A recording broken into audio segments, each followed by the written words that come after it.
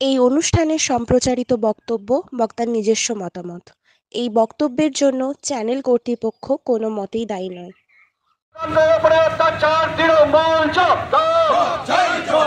দিকে দিকে নারীদের উপরে অত্যাচার, বিজেপি জিন্দাবাদ, বিজেপি জিন্দাবাদ।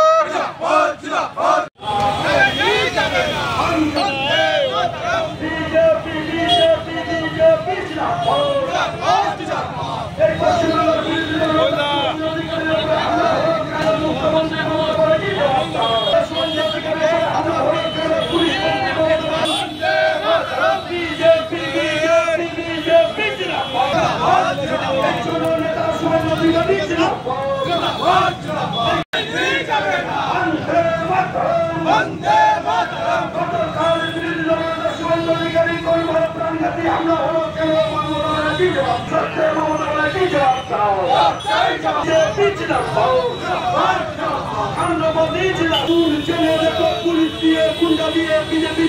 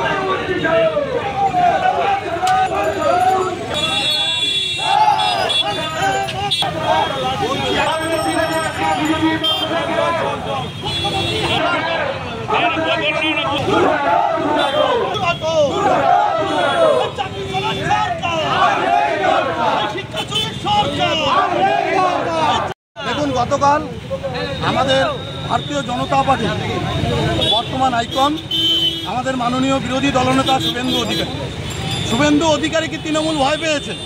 আর এই ভয় পাওয়ার জন্য তার উপরে হামলা করেছে গতকাল।